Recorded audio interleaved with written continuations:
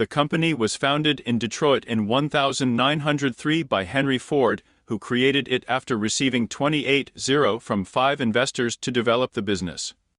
Immediately after the company was founded, automobile inventor George Selden filed a lawsuit against it, claiming that Ford was infringing on his patent. In 1911, the court invalidated Selden's patent. Ford's first car was the Model A with 708 units produced in its first year. In August 1904, a factory was opened in Canada, and in 1908, the first foreign sales office was opened in Paris. The first model produced by the company to gain widespread recognition was the Ford Model T, which was produced from 1908 to 1927. 10,000 were produced in 1909 alone, and 15 million over the years.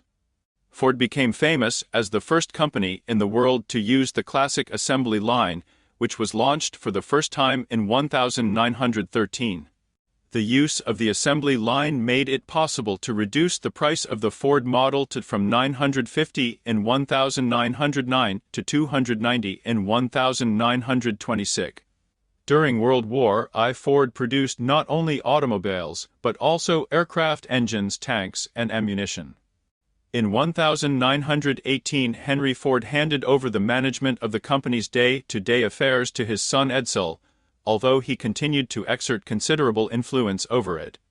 In 1919, the company was re-registered in the state of Delaware. In 1922, the Lincoln Motor Company was purchased. In 1926, production of the outdated Model T was replaced by the new Model A, whose success helped the company survive the Great Depression. In 1928, a branch was established in the UK, followed shortly thereafter by one in Germany.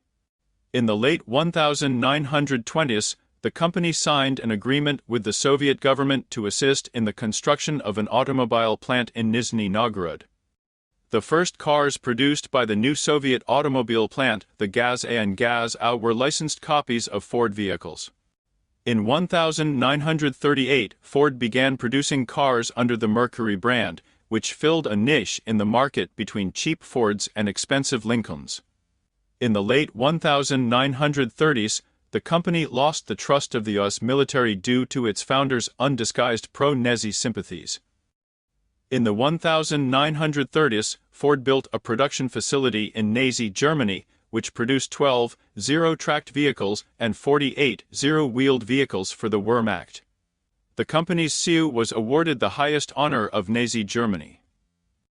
However, with the United States' entry into World War I, the company began producing Army trucks and Jeeps for American troops no longer of its own design. The Ford Po was an adapted version of the Willys Mem and acted as a partner in the US tank construction program.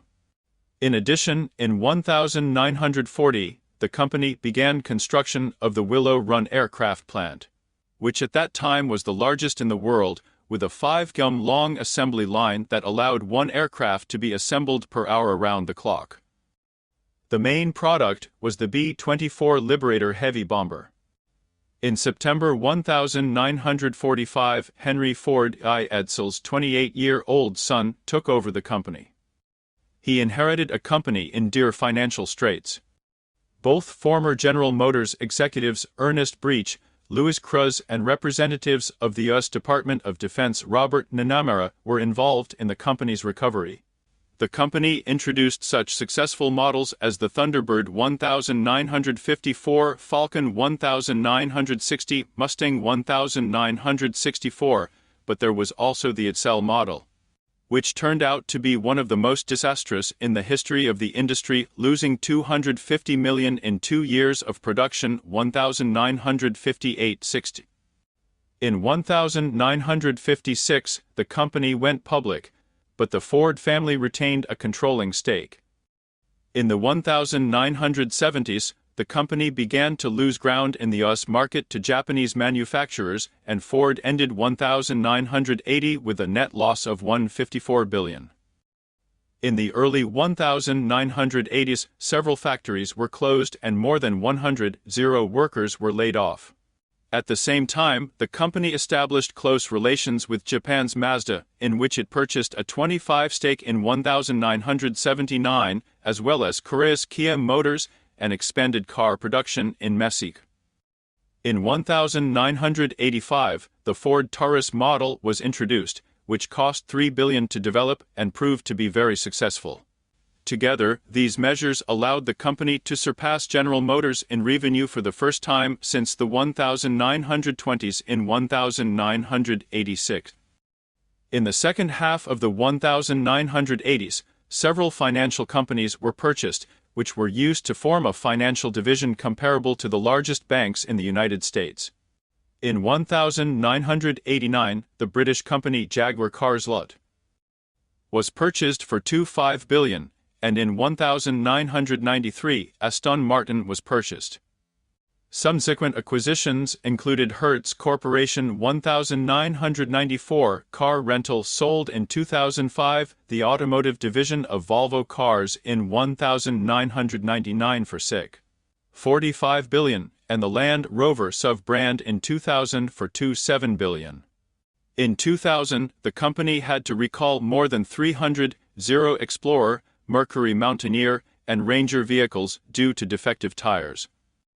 In the mid-2000s, Ford experienced a serious financial crisis due to fierce competition in the global automotive market.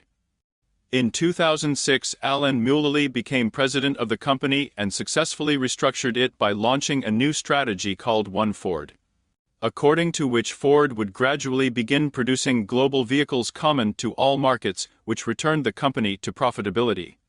In 2007, Aston Martin was sold to a consortium of investors for $925 million. The following year, Jaguar and Land Rover were sold to India's Tata Motors for $23 billion. On March 29, 2010, the Chinese company Zhejiang Geely announced that it had reached an agreement to acquire Volvo Cars for $18 billion. In 2015, a stake in Mazda Motor Corporation was sold.